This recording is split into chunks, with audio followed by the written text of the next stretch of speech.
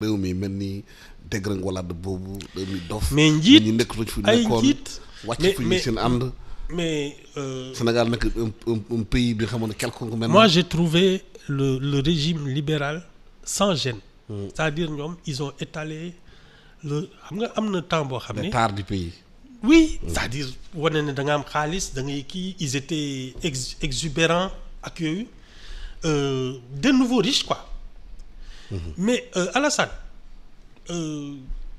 les premiers des indépendances là. ñemewuñu woon wane seen alal parce que amuñ ko woon sax d'abord. Et ils n'osaient même pas ku ci amoon dara mais tu avais la pudeur de dire aux gens man nii laa mel. kon alal moo yàq réew mi. ah wane ko. waaw wanewu parce que loolu nga wut pour investir pour comment dire ça defaral sa dëkk mais pour wane ne yow man ñi fi ne yëpp maa leen gën man fi may jaar doo leen fi jaar li may sol doo leen ko sol. oto bi may dawal amu leen ko ça c'est différent. Et ça c'est ça qui a fait que à mon sens on nous a commencé à vendre la haine parce que su dee yow tu es au pouvoir. Et que tu te montres différent des autres man koñ yi may dëkk doo leen fa dëkk. oto yi may dawal doo leen ko dawal samay doom fi ñuy jàngee yéen seen doom du fa jàngee mais quand tu es opposant tu dis mais yéen seen problème ñii la. alalu réew mi moom la ñuy àkkimoo yéen nag. seen doom yi ay baadoolo lañ. Et à partir de ce moment-là on a commencé à vendre la haine en politique moo ñu indi ba fii. mais est-ce que ci biir kër yi tamit problème boobu amul maanaam boo nekkee ci kër gi boo yoree yow la ñuy considéré bu ñuy wax yow la ñuy waxal. bu ñuy décider yow la ñuy décider. c'est la mutation bu fekkee yaa gën a ndaw ci xale yi moo yow la ñuy déglu. c'est la mutation boo nekkee ci kër gi liggéeyoo dafoo dara nga nekk yeneen famille bi kenn du la faale. oui à la limite da lay wutal da ngaa dof da ngaa kanas. est-ce que loolu parents yi seen bopp nu ñuy fonctionner ci biir kër yi du mooy law ci politique bi. oui mais xam nga. parce que ñu jógee ci kër yi. duñu malien duñu mais su dee ñun sénégalais lañu. su dee ñun on nous a déjà fait comprendre que nous sommes des pauvres nous ne méritons même pas d'avoir des tableaux d'art dans les maisons. Dans les maisons nous sommes voilà ñun on est des pauvres mais xam nga dès que tu es pauvre xam nga lan après mooy nekk sa obsession. lan ngay xool. pour am kan moo am. pour nga mën ko sibooru. Et donc dès que on te met dans la tête que tu es pauvre da ngay inverser la hiérarchie dans la maison kan moo am.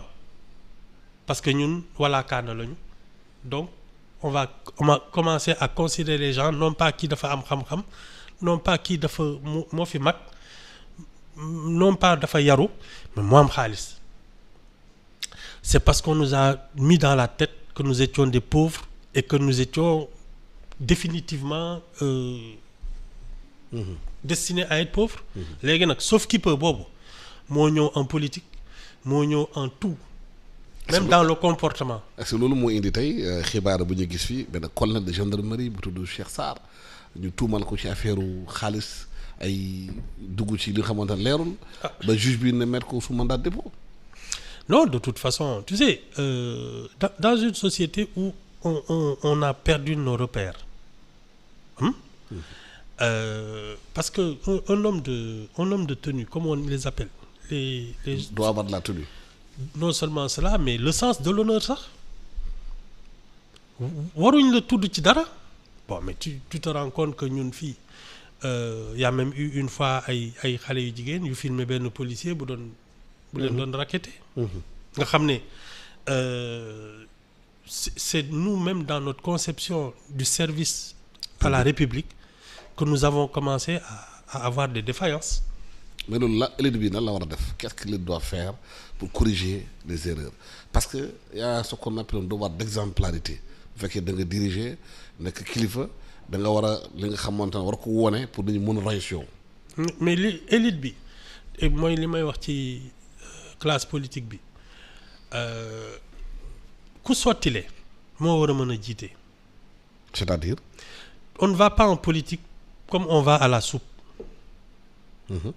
C'est l'inverse c'est-à-dire que yow da ngay sottile tu as un parcours am nga loo denc am nga loo xam et tu te dis man li ma xam bàyyi ma amal ko njëriñ sama waa dëkk. Je viens apporter ce que j'ai et ce que je sais à mon pays. mais boo defee loo gars yi démocratie moo tax ku nekk war naa mun nekk politicien bi.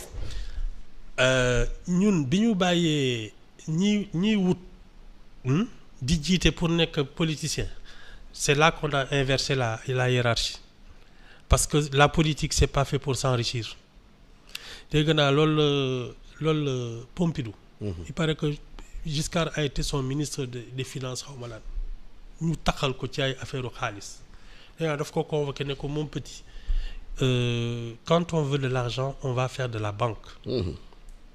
On n'est pas ici on vient pas dans un gouvernement pour faire de l'argent xam nga pour kii Giscard moom la ñu mujj taxal ci ay affaire diamant kii ay kenn xam. dëgg naa Laurent Gbagbo sax il était extrêmement cupide ci li ñu doon wax dafa bëggoon xaalis voilà il avait un train de vie ak yooyu mais Pompidou qui était son patron daf soupçon rek ni daf ko convoqué ne ko si vous voulez faire de l'argent vous faites de la banque mais ici un gouvernement c'est pas fait pour ça et ils ont raison da ngay sottile ba yow am weccit bi nga denc nga nan koo dugal ci sa dëkk c'est ça la logique de la politique. mais est-ce que Sénégal yenn saa ñuy pousse politiciens yi sax ñuy daal kees bi parce que du ñëw sa kër ku feebar indi ordonnance ku ñëw taxaw kenn bëggul liggéeyal sa bopp nañu tamit bëgg assistant bi nga xamoon dafa doy waar.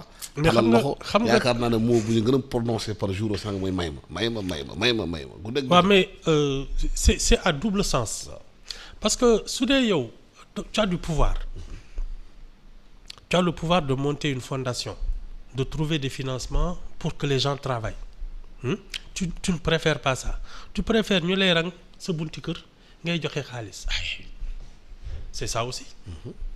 parce que fii da ngay gis koo xam ne effectivement bon war na mën a jàppale dëkk bi te bëgg na ko mais au lieu de monter un truc anonyme boo xam ne c'est un truc caritatif avec des gens qui travaillent pour ça. oui am na ñu ko bëggul liwu am na ñu xamante ne bëgguñ liggéey dara boobu monté sax jox leen pour ñu liggéey ñoom ils préfèrent pas ça ils préfèrent tendre la main am na ñuy naan sax yenn saa am na yenn xale yi nekk Dakar bu ñu yeewu suba dañ jënd journal Soleil di xool page nécrologie xool desee fu moom ngénte fu ñoom dem toog foofu taxawal.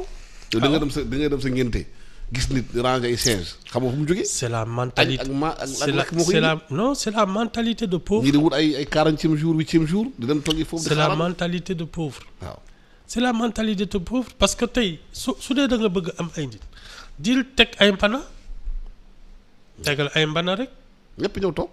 je te dis c'est terminé bâchal rek teg ay mbana léegi nga loolu problème la Ibou nag problème la c'est loolu problème. c'est dans la tête que ça se passe xel mooy suur. comment faire pour changer c'est ça. c'est l'éducation c'est le bopp bi li ñu koy war a changer. l'éducation c'est le service civique c'est l'éducation à la citoyenneté redonner au travail sa vraie valeur xam nga man du ma ci kii dama ne gis nga bés bu ñu et je commence parce que nous sommes une société à base rurale. La majorité c'est des paysans. Le jour où on donnera au travail du paysan sa vraie valeur. bañ di leen toroxal di jënd seen production à des prix dérisoires. C'est là que le travail parce que le premier langage c'est aussi l'argent. La monnaie. man damay liggéey ba dee indil la sama liggéey nga ne ma lii daal vraiment ay weccit laa koy fayee. Alors qu'il y a des gens qui ne fichent rien et à qui on donne beaucoup d'argent. Parce que juste dañu bëgg sañse mën a wax. Mais tant qu'on sera dans cette logique, le travail n'aura pas de valeur.